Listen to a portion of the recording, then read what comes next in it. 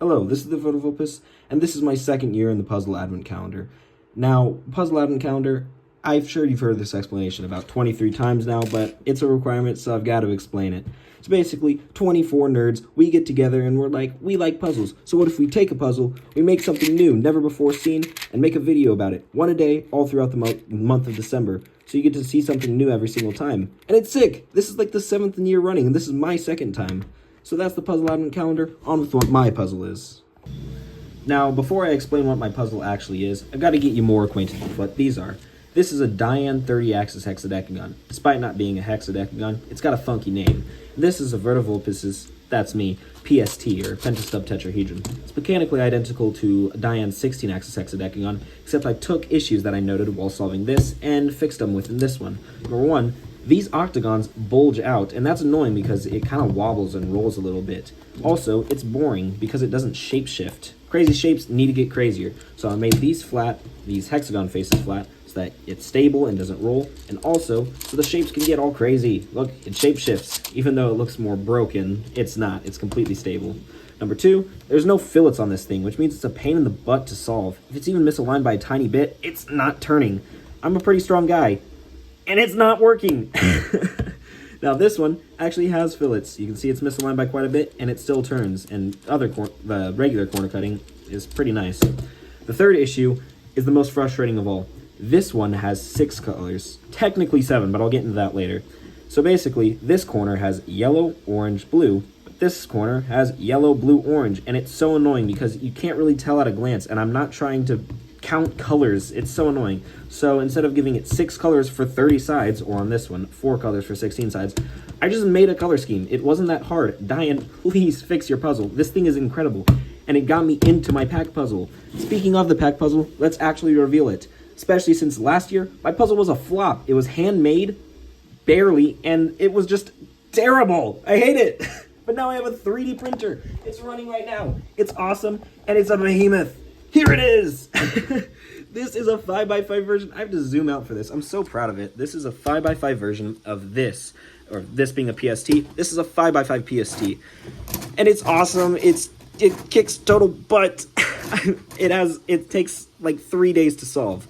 Now, the next 2 parts are going to be an explanation of all the crazy geometries, the cool parts, the interesting parts, basically what makes this puzzle awesome. However, I made this 2 months ago, and I've grown a lot since then. Seriously, this thing turns really well. This, unfortunately, doesn't. So the part after that will just be explaining the flaws that I encountered while designing. So without further ado, let's get right into that. Now, to get into what the good parts about this puzzle are, I have to kind of explain the geometry of the PST for a little bit. First off, these 2 corners look a little different, but they can be swapped all around as much as they want. However, this edge and this edge cannot be swapped.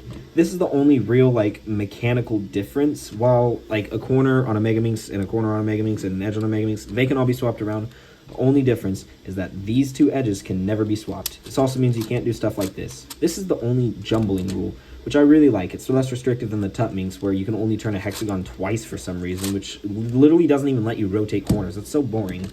So let's just apply the geometry from this puzzle, take it to this puzzle. The massive thing, it's called Verdas Coyote. I forgot to tell the name about that, but I think it's super cool. So let's do shallow turns for a second. And you can definitely see that, yeah, these edges stay with these edges. They cannot be interchanged with these edges. And these corners can all be swapped around because they're crazy and weird, and they're just like that. So you may be thinking, okay, these 3 edge pieces act as one edge, and these 3 edges act as one edge, so they shouldn't be able to be swapped.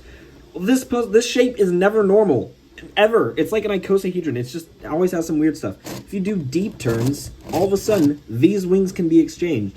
And I've done a solve on it, and this is the reason why it took me so long to solve it. It took 3 days. It was ridiculous. It's difficult to get the edges paired, and you have to come up with all these weird algorithms.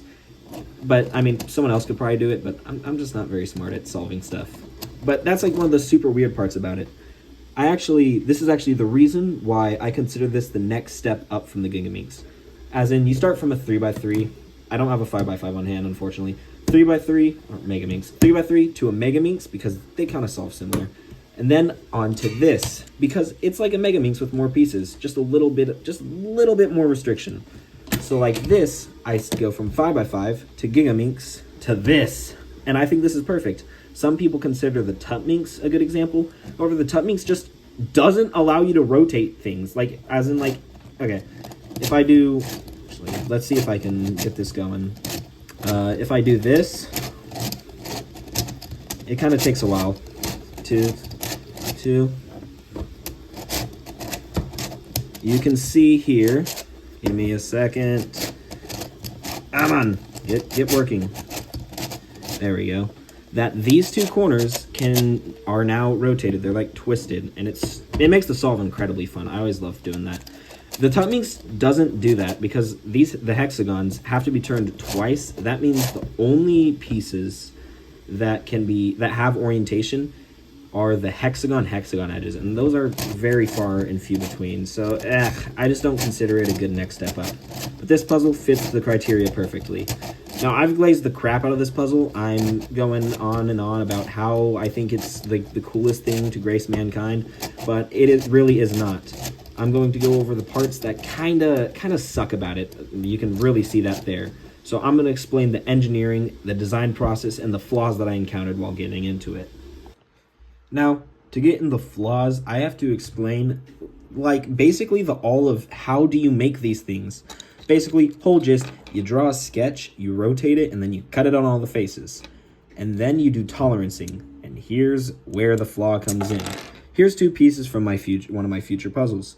My nozzle is 0.4 millimeters, which means that I should do 0.2 millimeters only on one of the faces, aka, like, don't do the top and bottom, or left and right, just do the top. Don't ever do left and right, but you can pick either top or bottom.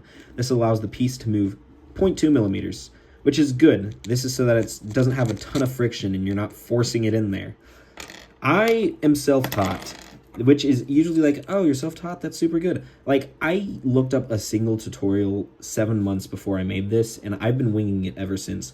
I put 0.2 millimeters on every single face. This means this face, which is good.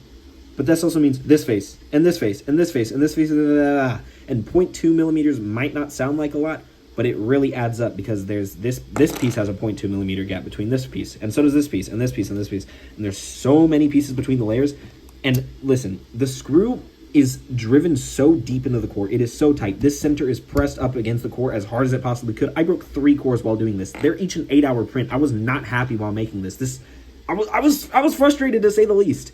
So that means even with all of that, you can pry the puzzle apart a ton, which is an issue because when you pry the puzzle apart a ton with small pieces, they can sneak in between the gaps while turning. Now, granted, this only happened about 5 times. I don't know how I'm saying only happened 5 times. It should happen 0 times during the solve. This happened 5 times during a single solve, and every single time it's hard to unjam. Oh, I can't show that puzzle off yet. It's a secret. But what your puzzle is supposed to look like with, once your screws are all good and your tolerancing is fine, it should spread apart like none unless you have it intentionally loose or you have springs or it's, got a whole bunch of stuff. Number 2, I'm really ashamed that I had to count this high. Basically, this technically has to be fudged. I'm sure there's a way to get it, but I had to fudge it. This also has the same tolerancing issue, by the way. So, yeah, this is unfortunate. But basically, of course, these corners are technically not mechanically the same. So what I have to do is make a cut depth that lines pretty close to what this looks like. So this means there's even more gaps than before. So while this was just 0.2 millimeter, or I guess when you put them together, 0.4 millimeter gap. In fact, you can kind of see it on camera. That's bad. There's an even more of a gap here. And when you really scramble it up, you can rattle it. In fact, on this version, I made this corner, so I made this corner touch this, and only these had the gaps. This, not so much, so there's an even more looseness. But I have a previous version, and it has 1 millimeter between everything.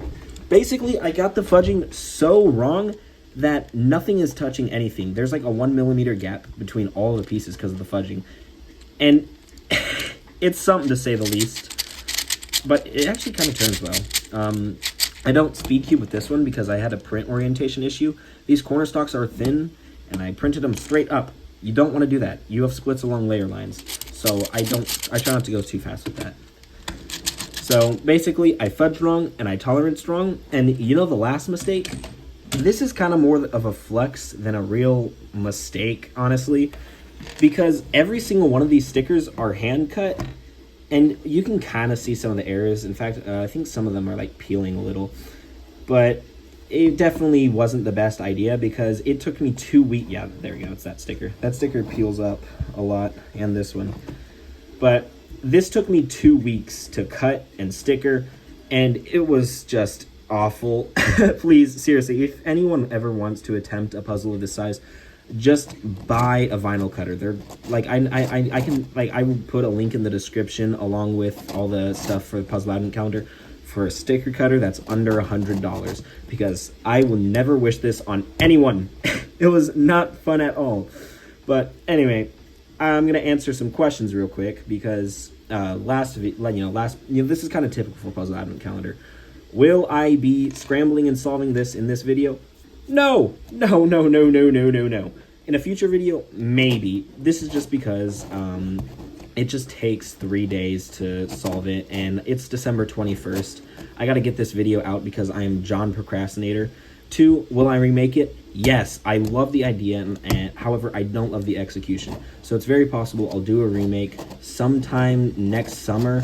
I've got a whole long list of puzzles I need to make, so this isn't really top of my priority list.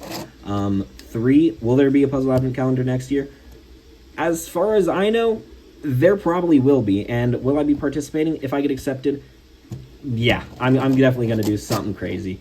But this was the Verdas, and I'm very happy to be participating in Puzzle Advent Calendar this year. So, subscribe to Superstar Saga. I probably mispronounced that, but who cares? For the next and final video.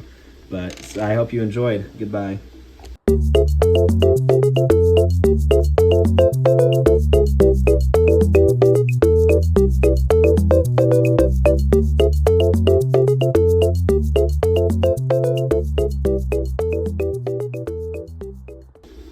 Hey, so you made it to like the real end of the video. Like you watched through all of my Puzzle Advent Calendar bull crap, but this is like the real like cool part. So I know you've seen this Radiolarian 4 in the background, but this is kind of like my new obsession. It used to be these shapes, but right now I figured out how to do shells, and this is like my new current obsession. And again, I want to do something crazy. So I'm very, very proud to show off what will be my next video, the Master Radiolarian 3. And of course, it's not finished, but all the pieces look stable. I've done some test turns, and it seems totally functional. So I do believe that I will be the first person to make a multi-layer icosahedron on a freaking Ender V3. Seriously, this printer sucks. So I'm kind of surprised by this. So, I mean, it's Puzzle Advent Calendar. I have to do a self-promo. So if you're interested in something like this, subscribe, and if it succeeds, I'll make a cool video on it, showing it off, doing all the crazy turns, the jumbling. And if it doesn't work, I'll post like 30 minutes of me crying in a corner because it's been like weeks and I still haven't finished this. But yeah, made it to the end.